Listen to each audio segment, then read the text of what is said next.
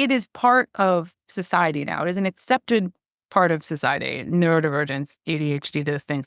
And these folks are in the workplace, are coming into the workplace. Mhm. But they're coming into a workplace, as you know, that hasn't entirely evolved with the rest of society. Hey, Nicole, what do you get when a former corporate CEO and a do-gooding executive walk into a recording studio? Well, Aaron, nothing, because the two of us are usually on my couch or Zoom, because wine. You get a podcast created for Gen X women who are bought into the corporate world, but fed up with the BS. I know, it's how to thrive the 9 to 5 or 6 or 7. It's career therapy, it's comedy, it's definitely full-on authenticity. Basically, we give you tangible strategies to rise in your career without compromising everything else. Because work doesn't have to suck. People miss you. You have not been around for a while. And in fact, even Rachel, our podcast editor and marketing manager, when I told her we were recording today, she's like, tell her I said hi. I haven't, and you don't even see her in real life that much, but she feels like she sees you because she edits our podcast. And I think she misses you. It's just been crazy. Well, and on cue, the garbage truck just rolled by. American Waste just rolled by, like as if it was plenty. So I think they also support our being present today. I don't. Any presidential candidates riding on it? No. Okay. Just wondering. I have missed recording a lot. This is an amazing outlet for me. It's amazing how much I think it keeps me actually sane and stable. So, maybe I'm just going off into an orbit and I need to be pulled back. Like there's some power in the universe and it's like, meet with Aaron, have a virtual couch session. You've been busy. I mean, we don't talk a lot about it. We don't have to talk details of you, but like you have a side gig that you availed a couple of years ago on the podcast that you're crushing. So you have a day job and you have a side gig and then you have a podcast that pays nothing. So it pays in dividends of love. Okay. Yes. Many. Well, and the other thing is, I think I mentioned that I went to something called Rate School for a week. And so please describe. Okay. So imagine the biggest nerd convention you've ever experienced intensely that was supposed to be in a really awesome place. So nerds in paradise, great. Nerds on Zoom because there's a hurricane and not in paradise, not so great. So I spent a week in this essentially what is a crisis simulation for utility regulators. And now, as you know, there's not a lot of people who do this job world. It's highly academic and intense and involves a combination of a lot of accounting, legal stuff, economists, various other parties. And then they pack us all in a room, split us into teams, and they give us this big case that we have to figure out over the course of a week. And you have to learn all these incredible skills. And there's a ton of different spreadsheets and whatever. And of course, I'm doing this on a half-working computer in my house for a week. So I feel like I'm in this vortex of not knowing. I'm somehow the team leader. She'd say, I would like the lead economist on the team. Let's just say that if you have ever had the pain of a bad relationship and you're like, my life is so hard and I'm falling into myself and I'm so depressed, you should try calculating depreciation because it will fucking destroy your soul. As a failed actuary, I would concur. I actually got into a fight. There was this.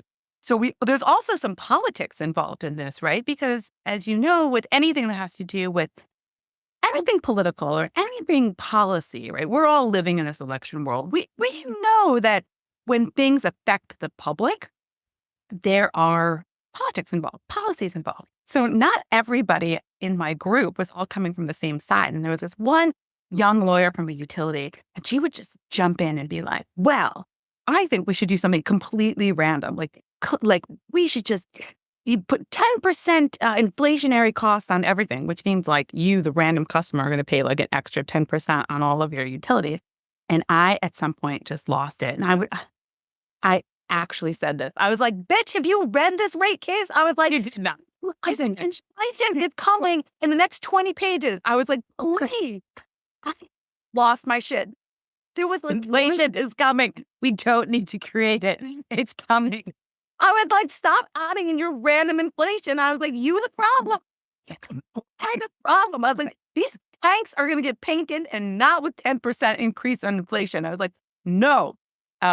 There's nothing worse than putting a room full of type A people together. We had this thing called Consumerism University like 20 years ago when the healthcare industry thought it was so profound to understand that the consumers, people, humans, except for we use words like consumerism, would have a little bit of a stake in their financial arrangements, right? We moved away from just copays and high deductible plans came in.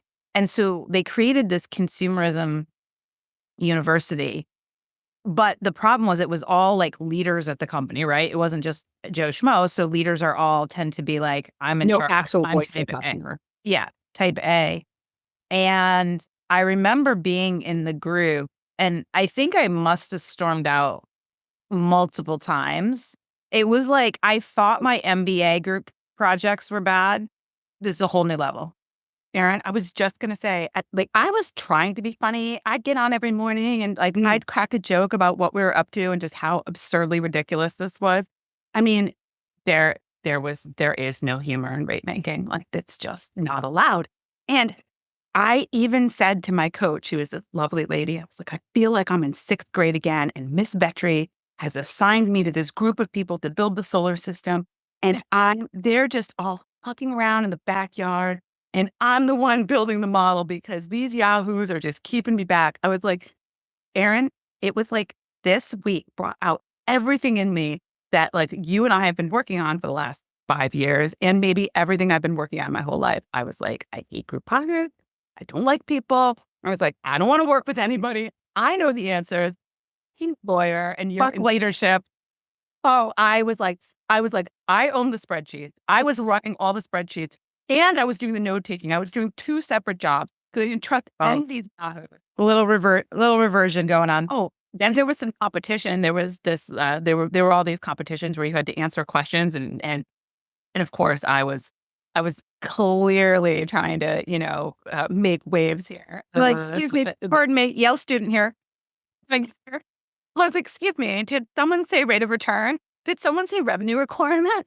I mean, I don't even like this stuff, but I was in it to win it. Now, I wish we had done it in Paradise, but apparently Tampa had washed away. So that was not possible. And I think if I ever see these people again, like, I don't know if we're all going to get drunk together or we're going to have a melee fight but in the end, we were the group that we were told that we had sort of the most, if there's appropriate outcome, like there was nothing crazy, there was nothing absurd.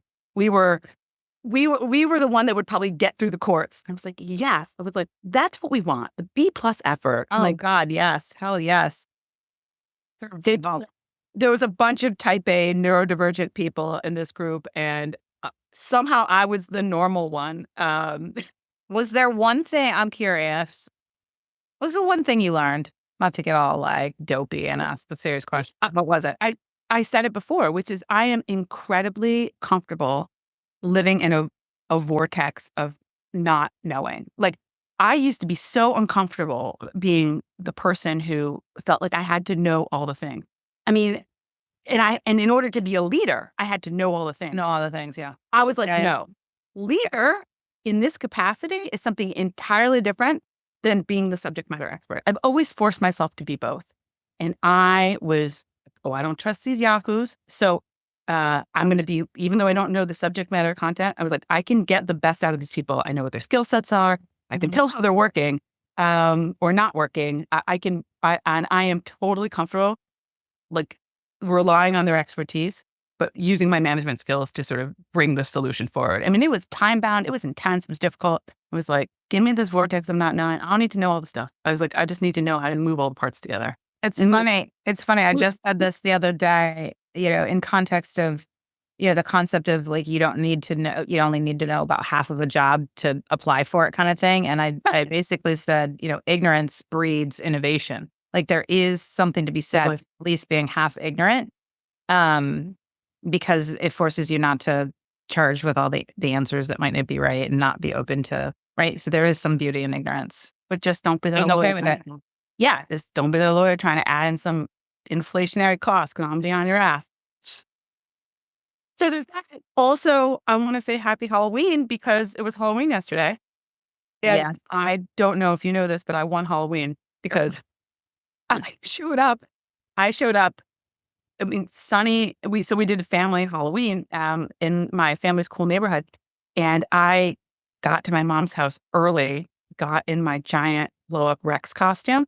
And Sonny and Dad and Mom got home, and I just casually walk out of the house in a giant blow up Rex costume. Sonny didn't even know it was me. Of course. He just thought like Rex the Dino appeared and Showed up. here.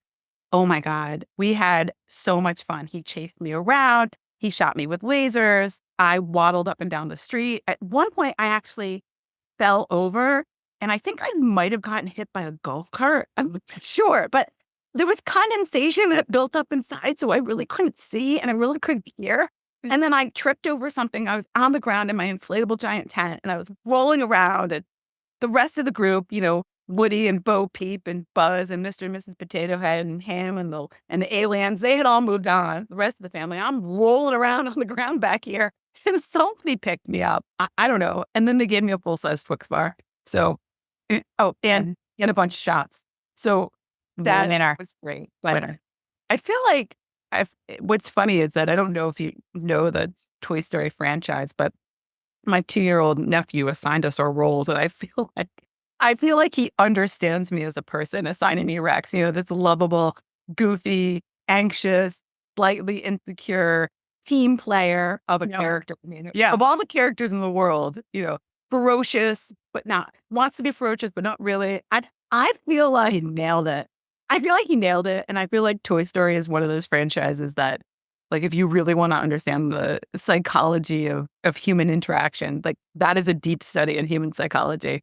It's really good. It's really good. That's a really great point. I also think about the last time Mick was one of those blow up dinosaurs, like 6 years ago. And the last 30 minutes of trick or treating, this random, like, ferocious windstorm came about. And, at that time he weighed probably, about 70 pounds. And we were literally like, we're going to lose. I'm absolutely with Wendy. I can see him taking flight. Like, he becomes Buzz Lightyear. He actually starts taking flight. I could actually see this happening. So I think you won your family, but I'm curious, did you see any costumes online? Like, I was scrolling a little bit last night, and I think I have the favorite I saw. Did you see any other? I didn't. I did not. No, I've not seen a lot of great costumes this year. So tell me. Yeah, so I think you won your families. For me, I saw a couple different of people being Ted Cruz fleeing to Cancun with suitcases.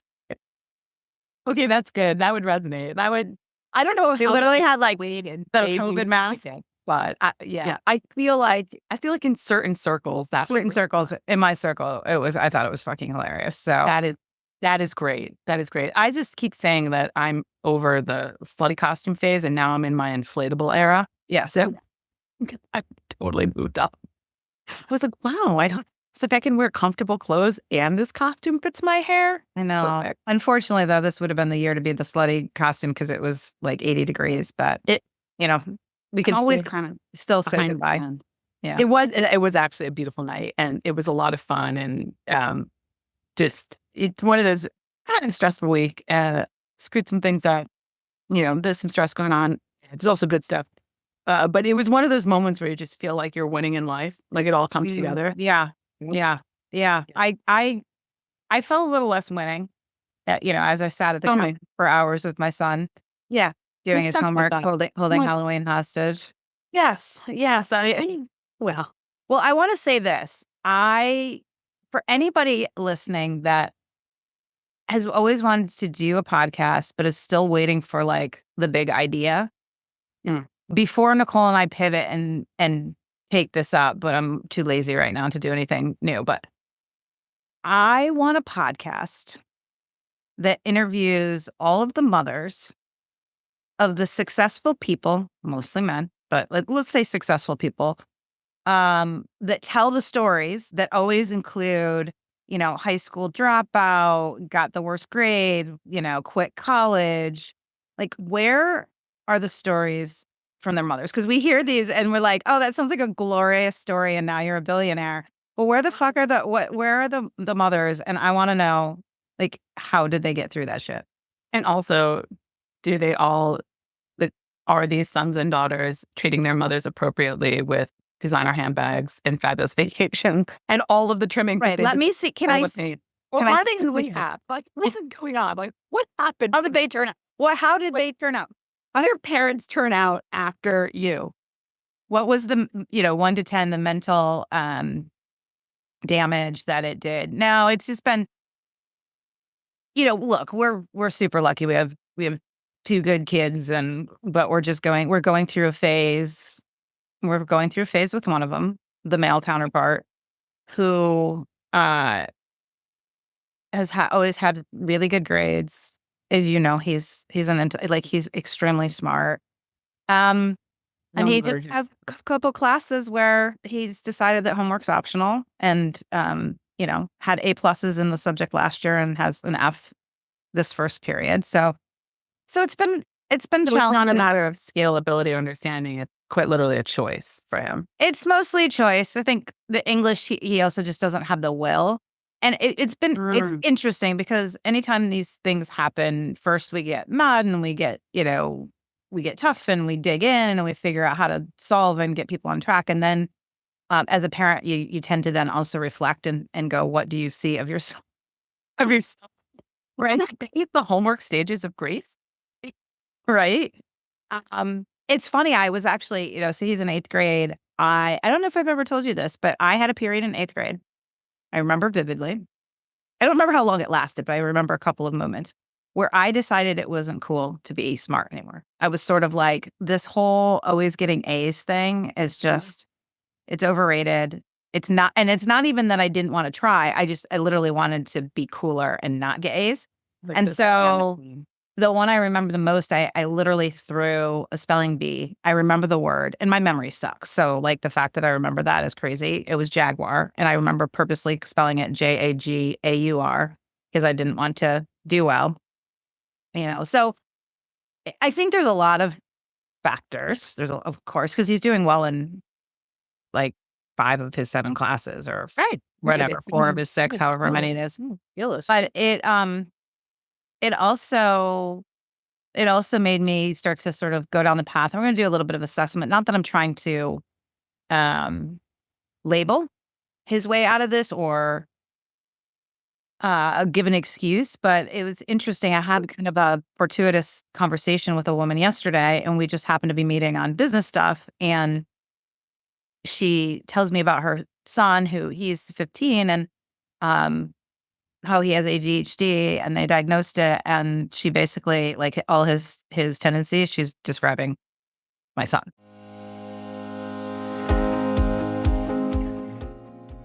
Hey, it's Erin with a teeny request. If you have ever gotten any value from this podcast and you'd like us to stick around, plus you want it to continue to grow so we can kind of swindle bigger and more knowledgeable guests to join us, and to keep providing you with tangible and inspiring actions you can take to achieve the career and life you deserve, could you please just take 1 minute to leave us a rating and a review? Those reviews go a long way in attracting guests to the show, and candidly, they really make Nicole and I's day. We see you. We really do. So when you have the time and inspiration, we'd love to see a rating and review from you. Thank you.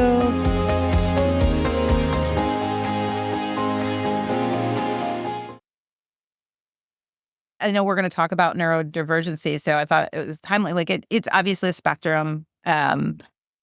It's not necessarily something where, like, I want to figure this out and, like, get him on medication. In fact, that's not at all it. But it was, I think the thing so I started to go down the rabbit hole. I'm like, oh my gosh, yes, he's highly unorganized. He's very witty, and he has a hard time holding back his comments.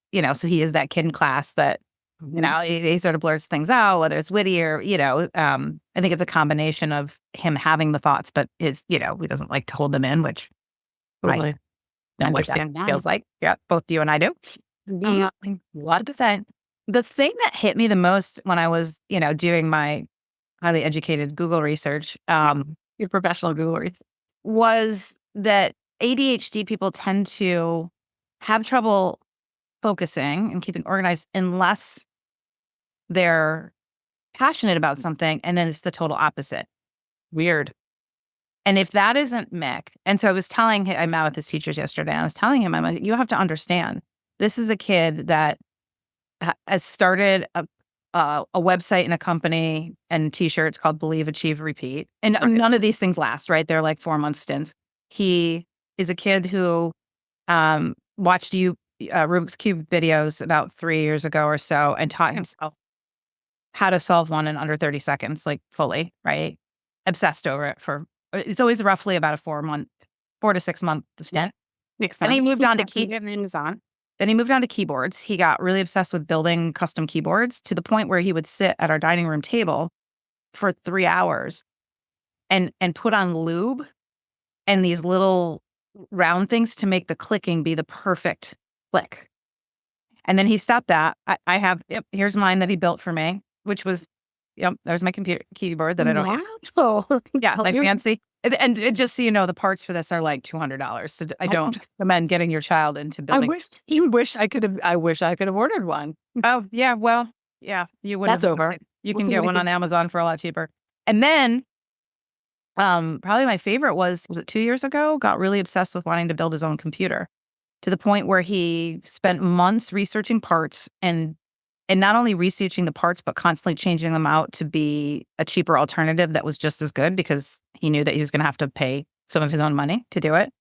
And then proceeded to research and find a computer parts store in Cambridge, Massachusetts, and then requested that for his birthday, we go to the computer store. So we spent his birthday a couple of years ago. He and I went and stayed at a Marriott, like 3 blocks from like the most unfancy part of Cambridge. In fact, we first showed up at a different Marriott that was like in downtown Cambridge and really cute. And they're like, your reservation's not here.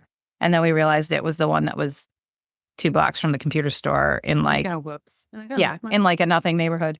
And then he built a computer on his own. And so, and we've talked about Mick before, right? He's an old soul. He's really smart. But I also think that there is some, sort of explanation maybe for his personality. I don't know. I probably have components of it too. And so it's been an interesting thing to look at. I mean, there's also puberty.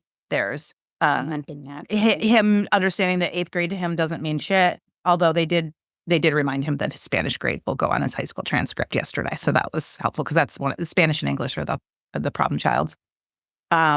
So it's a confluence of things. He got behind. He's not good at organizing some of the homework. Part of the problem is that homework is like half of it's on paper, half of it's on like a little classroom.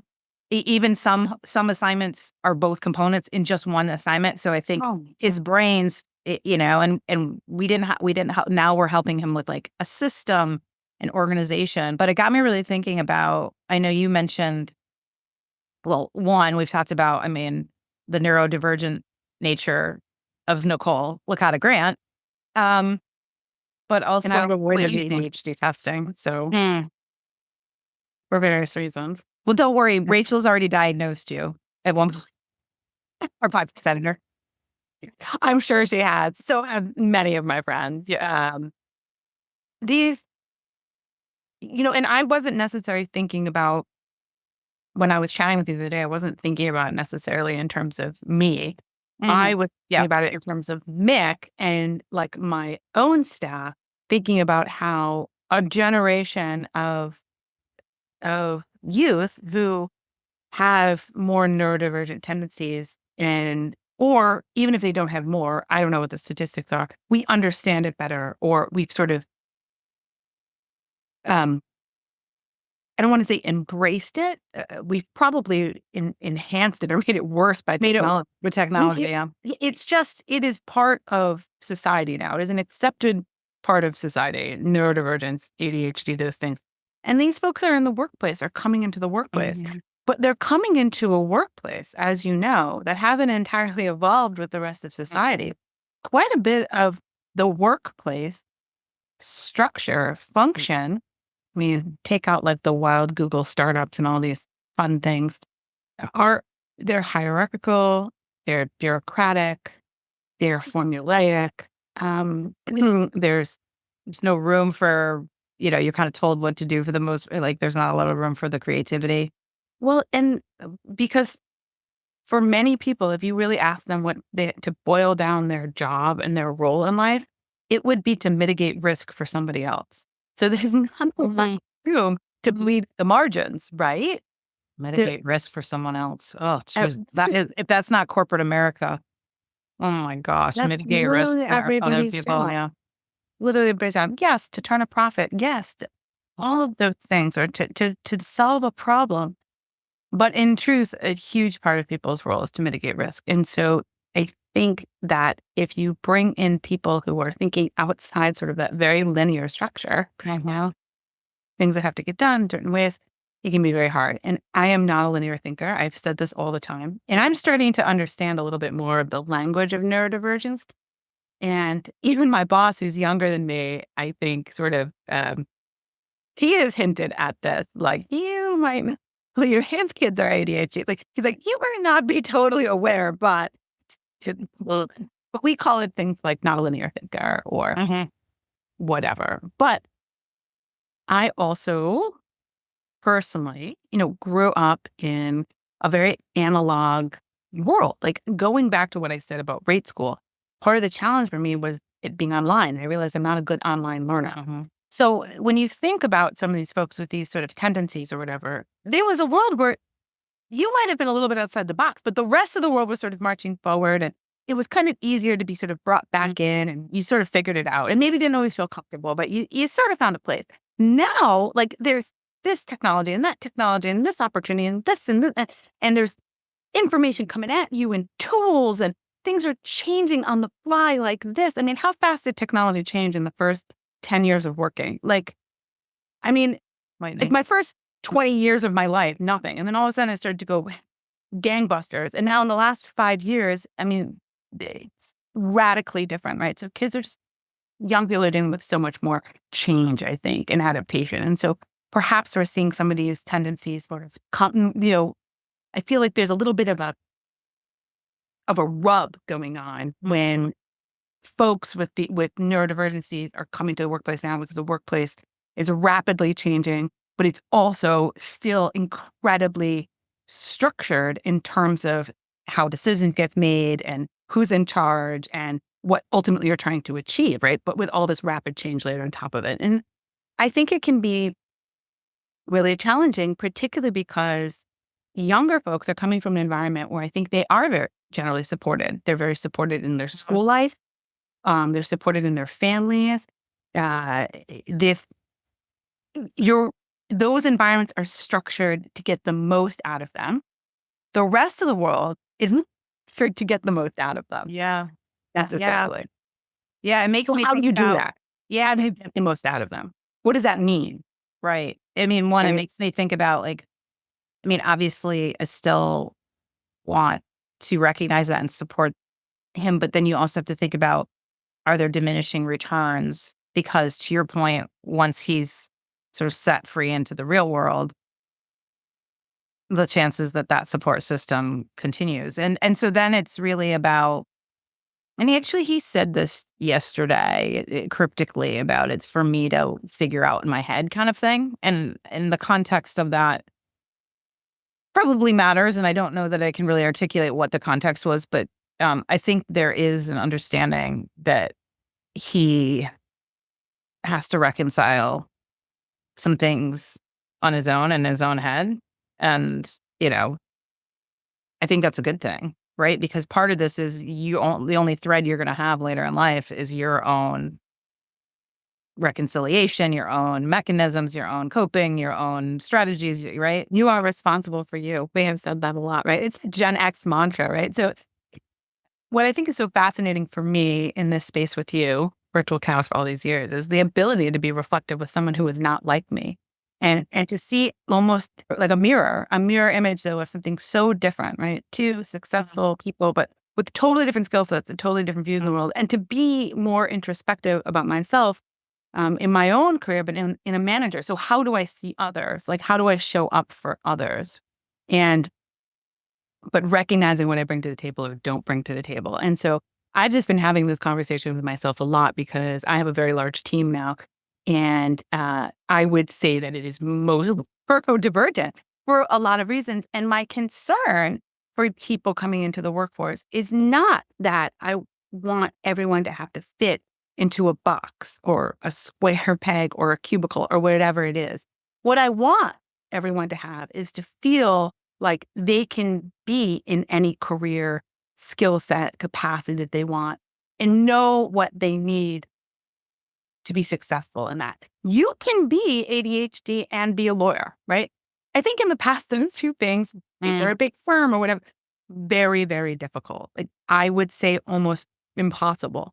But, those two things can coexist. You don't necessarily have to be, I always teased you about Mick, maybe sort of slightly because of this. I was like, he's going to be a salesman. Okay, he's going to be run his own religion. You know what I mean? I was like, either going to be one of the two, right?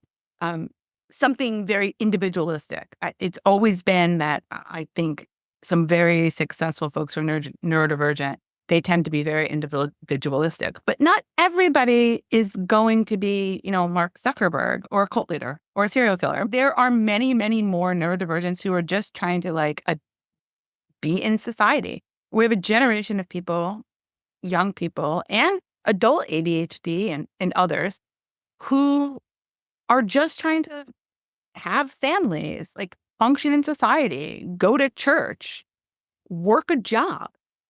And the stress is I think the stress is very real. And I've started to figure out some coping mechanisms for this. And as a manager, it's not easy. I've had to pull back on some of my traditional management mechanisms and try to tailor things. And it's not, again, that I'm just trying to create this supportive society for people. It's that I'm looking at the entire context of my office and my team, and I'm like, how do I make all these how do I make my solar system come together? Always goes back to that goddamn solar system project that traumatized you. I am still traumatized, okay? Yeah, I'm like, where do people need flexibility? Where do they need management? Where do they need to have conversations? What conversations are not happening? What tools and tricks can I give them? So one issue that we have in my team and I think it's from a lack of structure and from other things, but we have we deal with a lot of complex information that's changing all the time. And in our meetings tend to be unstructured. And I noticed that they were both unstructured and not useful. So they were not feeling productive. We don't have meetings all that often. So when we do meet, they need to be really productive. Right. And they felt like one of these, this meeting could be turned into an email, but not really, because then things were getting lost in translation in email. So one thing that I was noticing was that we were trying to have agendas with structured conversations, and people were interrupting a lot or talking about outliers, always outliers. So we're talking about something that's happening and it's happening like this. And then somebody jumps in and says, but I'm an expert in this, or, but this can happen. Worst case scenario people. So there's all these different types of personalities. There's I've got something on my mind, I have to say it now. There's I experienced this and we have to take this into consideration. There's well, what if that scenario is not right? What about this scenario? So what you notice is that there's an endless array of opportunity. And when you have multiple divergents in the room, your outliers become the norm if you do not manage the conversation. And I'm not saying that those ideas aren't good. It's just that if you want to move towards something, you have to have somewhat of a structured conversation way of doing it.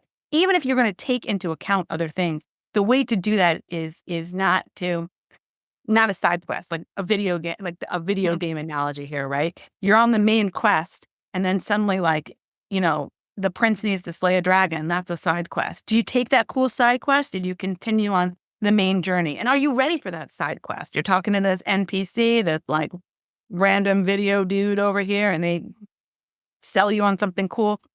might not have the tools or the capability, or it might not be the time for those conversations. So I noticed this was going on all the time, and I was identifying all these various personalities around the table. And so now everybody knows that when they come to meetings, they have to bring a pad of sticky notes. We have them at the door, and a pencil, forget. And that if they feel the need to say something, immediately they have to write it on a sticky note. Love that. And they have to put the sticky note in front of them, right? And various sticky notes. So, I don't agree with something, or I hear this, but I'm worried about this. Write it on a sticky note. Meeting agenda are color coded. So this is the pink section, this is the blue section, the green section, the yellow section, right? And we usually have no more than a half hour of content, discussion, focus. It's often even just 15 minutes, right? Just really short, sweet, clear. And then we say, okay, we're at the pink section. Everybody look at their sticky notes. And you know what usually happens? There's 100 sticky notes around 100 sticky notes around the table. The questions got answered. Yeah. Relayed. They heard something from somebody else. And we end up with 2 or 3 sticky notes that have to be addressed. And then I say, okay, is this something we talk about now? Or is this a secondary conversation? And I can't tell you how many times a sticky note gets moved over to the side of the table. This is a follow-up conversation. This is actually a separate topic. Yep. I love that. I'm so proud of you. So first of all, I wrote a blog like years ago about, I use this for myself because I am a blurter outer. I worry that I'm going to forget my thoughts. And so it's very selfish, right? Yep. I remember that. I started using sticky, and I do it, especially, of course, I'm more diligent. Like when I have a client call or a prospective client call, I always get out the sticky notes. What are the questions that I thought of as they're right? Because I want them to talk for oftentimes, hearing their background and stuff. So there's a lot of monologue, and I don't want to lose it. But I haven't heard just that practical second step of how you can use that for facilitation for a meeting, which I think is so simple but so brilliant. I love that. I think it's also encouraging people. It's not universally great, and not everybody loves it, but it's also encouraging people who don't usually talk around the table, because one group of my neurodivergents are people who never talk, great ideas but never talk. Yep. They also might not, because they don't want to blurt it out, but they're just having a thought. They will also write something on the paper. And they might not want to share it in the group, but they'll share it with me after. I've also found that it's very helpful to have, and everyone's laughing about the pre-meeting for the pre-meeting for the pre-meeting, but I have to spend some time socializing complicated concepts. Yeah. Also, my team is not just made up of people who are various skill sets. It is incredibly diverse in terms of age, gender, sexual identity, family structure, background, also education levels. We have people who with high school degrees worked in the state for 30 years, and we have people who are lawyers who come from big practice in New York, and some folks have been there for decades. Some people have been there for a year. So it's a really, really diverse place. And I have found that saying repeatedly, setting expectations, this is going to happen. Not even necessarily formally in email, but in a passing conversation or in another meeting, saying, when we meet again, I'm going to be coming with a spreadsheet, and you're all going to have 3 days to look at it. So just get prepared and put some time on your calendar, right? Setting expectations has done wonders, because I come from the management world of you own it, it's yours, right? I told you to do it, do it. I trust you're going to do it. I don't micromanage all this stuff, but I have realized that some of these folks, neurodivergent, is that they need help staying on task. And to help them stay on task, that helps me do my job. Now, do I want to be a babysitter? Do I want to be responsible for other people's deadlines? Am I making their lives easier? I don't know. But what I do know is that it has made a very stressful component of work for some of my highest performers a lot less stressful. Yeah. My amount of effort I have to put in is actually very little. Now I'm getting a lot more out of them. Right. So the return is huge. They're not miserable. They're not crying in my office. They're not talking to me about stuff that I can't solve. They're not talking to me about how they feel overwhelmed or miserable. I'm going to quit, right? Or they can't do the work, or they don't know what they have to do. We're not having those conversations anymore. Now we're having conversations about, I'm concerned about these 3 issues.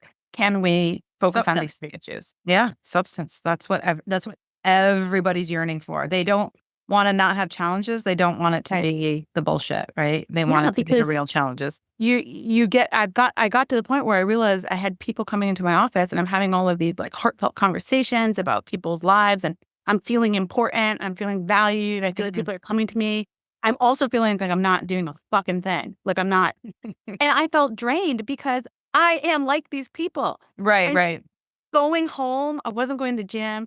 I was eating, Twix bars for dinner. I'm like curled up in the corner being like, I'm so tired.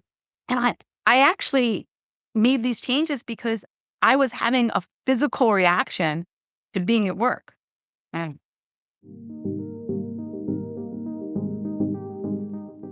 Hey, it's Erin.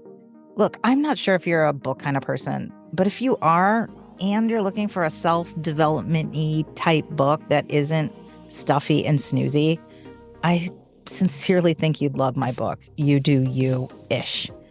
I tossed aside the standard BS most nonfiction books dish up, and instead, I give you real, sometimes tough love coaching on how to think about getting the career you deserve without working harder.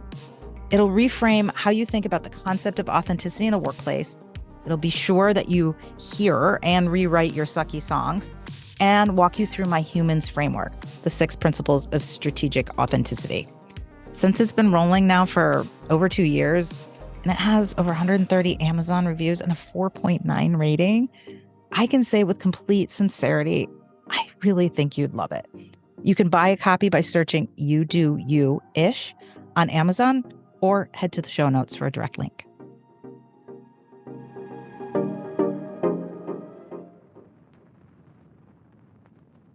What else did you change other than, so you gave a great example of the sticky note meeting sort of facilitation. What are, 1 or 2 other things that you did for others? Yeah. Well, and I think also just the fact that I cannot understate the way that I am speaking to people, how that is setting expectations, how that is absolutely changing the way that people are engaging with me. Yes. Expectations is big. Yeah. Yep. I've started also, one thing I did we had a new goal setting process this year, and it has been a lot. And I attacked this like an animal, and I'm really proud of myself how I did it, because as a person who also cannot make myself do things I don't like, this is one thing that I hate. And, because not super into goals, big into like the single obsession, I did a couple of things. I broke down the process, which was complicated. The organizational process was new. It was complicated, pretty unclear, sort of top down. I took it, I pulled it apart, and I said, all right, team, here's 9 things you can choose from. Here's a dim sum menu of how we're going to interpret these goals for our team. Talk to each other, create some small groups, choose things to work on. When you submit your individual goals, we're going to see how those collectively help the unit and the organization, but no one is going to work alone. The minute I said, in the context of the goals, but also in the context generally, no one on this team works alone in 2025, the entire attitude changed, because everyone's been so siloed and so focused on their own work and their efforts and what they're going through. Now it's suddenly their work is actually collective, but of their own doing. I cannot tell you the stuff I got on these goal sheets, radical, amazing stuff I couldn't have begged people to work on in the past. But they formed their own groups. They talked about it. They came up with structure, deadline. These people are not dumb, and they're not lazy. They have just not been given the tools for success. You give someone a goal setting for the year, and you're like, okay, here's a blank sheet. I swear to God, 90% of people do not do well with a blank sheet. No, you do better with a half sheet. So I gave them the half sheet. I said, I was like, guys, I've been through this before. 50%. I've been through this before. I've done this a million times. So why don't I take my learning and I translate it to you? I didn't overly engineer it. I just gave like 9 buckets where they could choose from. I made some suggestions based on people's desire to retire or their roles or desire to grow. I said, this would be great. And they figured out golden initiatives around this. And now suddenly, like the mantra of the office has been, like, I don't work alone. And I think that this does two things. One, we talked a lot about how I think neurodivergents feel very individual, but they want to be part of a collective. Like, this is the Rex in me, right? And I'm individual, but I want to be part of the group, like, like, please, Woody, love me, pick me. Allow them to create their own community and to be a part of it and to own it. And I really think that this is going to be helpful, and it shares accountability. It forces people to work together that maybe haven't worked together before. And they know they have a champion. My single goal I put down, and everybody's going to see it because we're all sharing this collective spreadsheet that has all this information in it. I'm the goal champion, not the manager. Yep. I'm the champion. So I'm going to help them to move forward, structure, meetings. I'm just going to keep creating this environment where we're working collectively.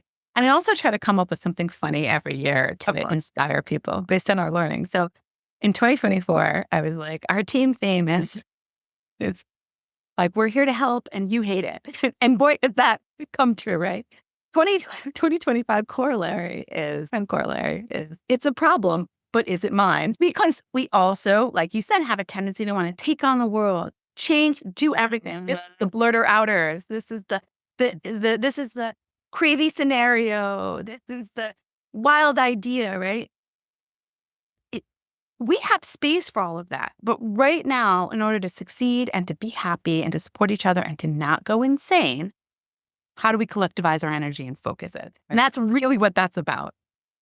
It's so I love it so much. One, I think let's mark, not that you haven't added so many value, but let's mark episode 265 as the student becomes the teacher. Indeed.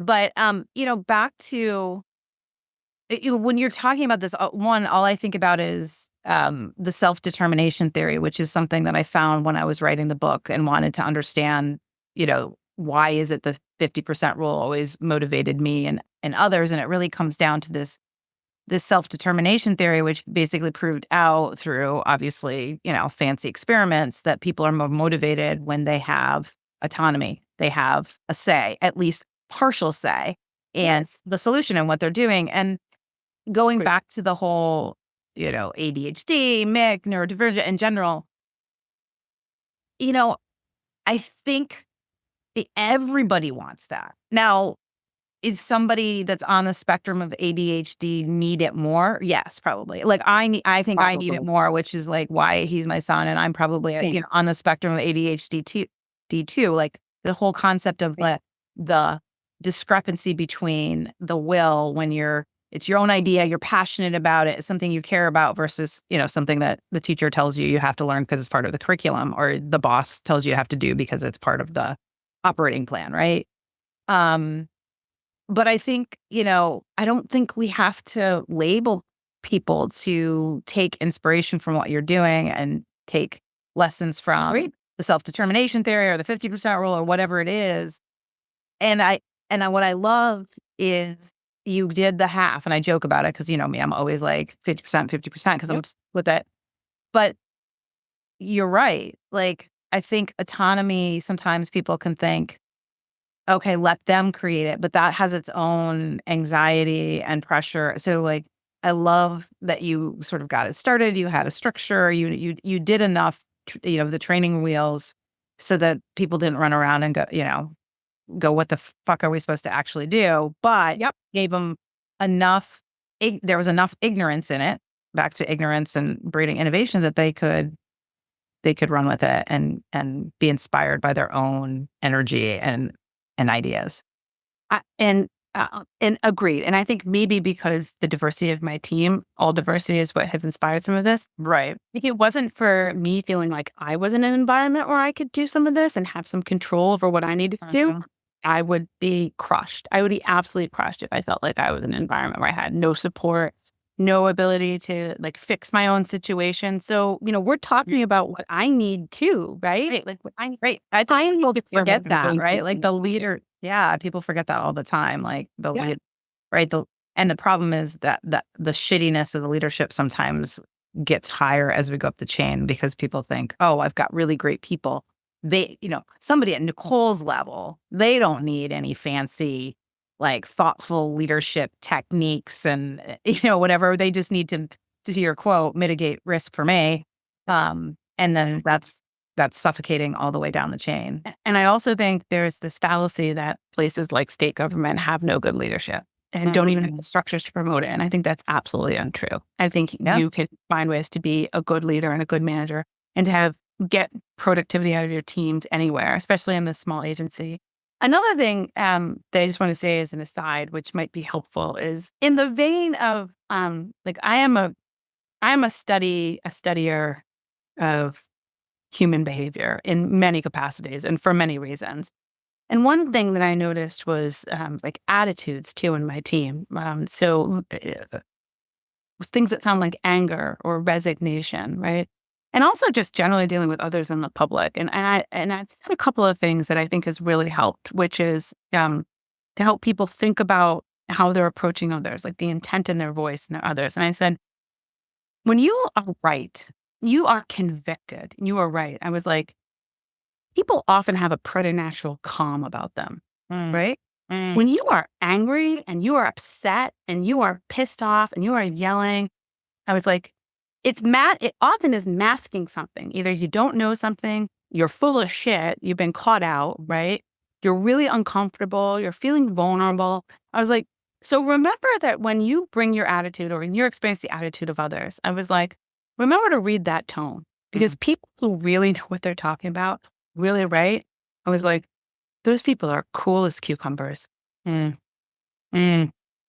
Yeah, that's so true.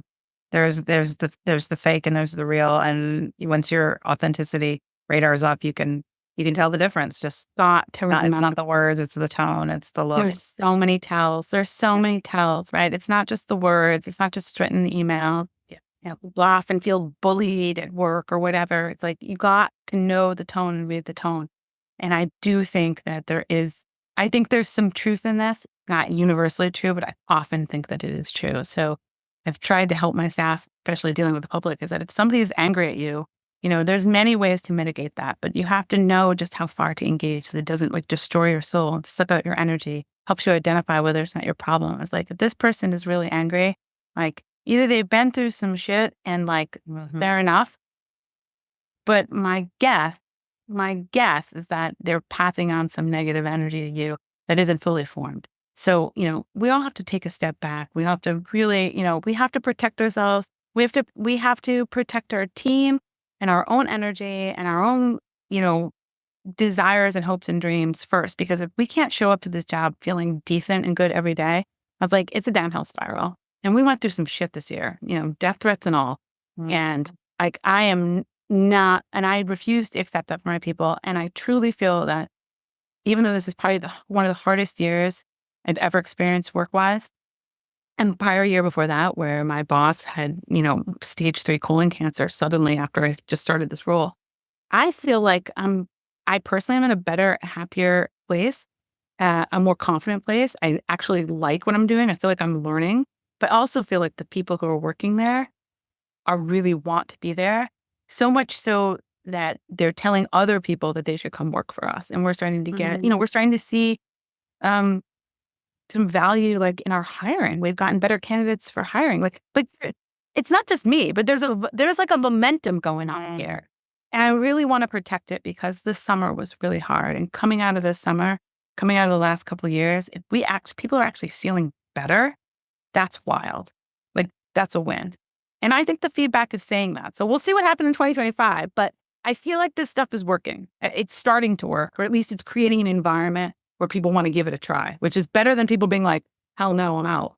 Yeah. I love it. I mean, I love that no matter what, you've embraced, like, it is your problem. Like, it is your personal problem. It is also your problem as a leader. Fixed despite your sassy 2025 mantra. Like, it's your problem, but it is also, but it's within my realm. It's within your realm, and the solution's, helping you, and it's helping others.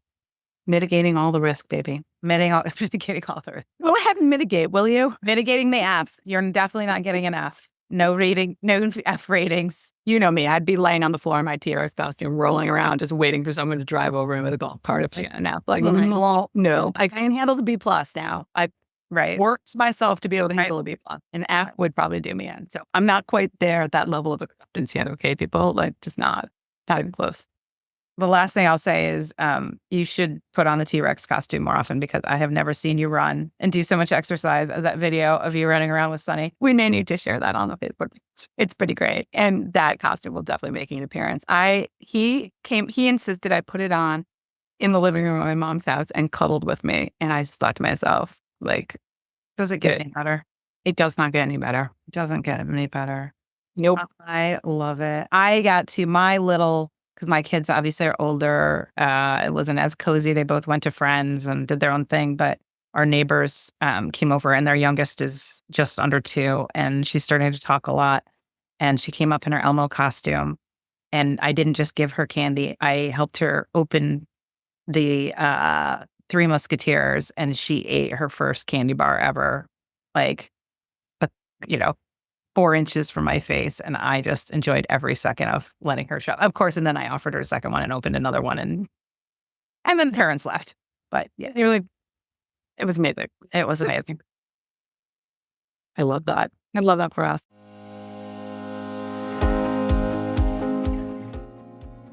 Hey there, it's Erin. I'm just popping in real quick to ask you a question. Is there any chance you know someone who is looking for a keynote speaker for their upcoming event?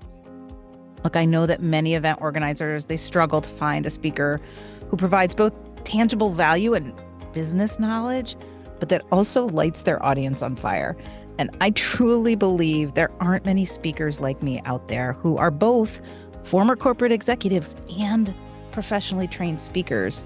And there's definitely none that roll in with an orange suitcase they unpack with their audience. Trust me on that. I would love nothing more than to bring my message of using authenticity as your strategic career and business advantage to people spinning in your universe, especially if you'd be there. I promise my talks always create an immediate buzz, but not just right after, but for months and years after the event is over. You can learn more about my message, style, and reviews, and share my speaking info by going to beauthenticinc.com/keynote-speaking. That's B, just the letter B, authenticinc.com/keynote-speaking. Or of course, we have it right in the show notes to make it easy for you too.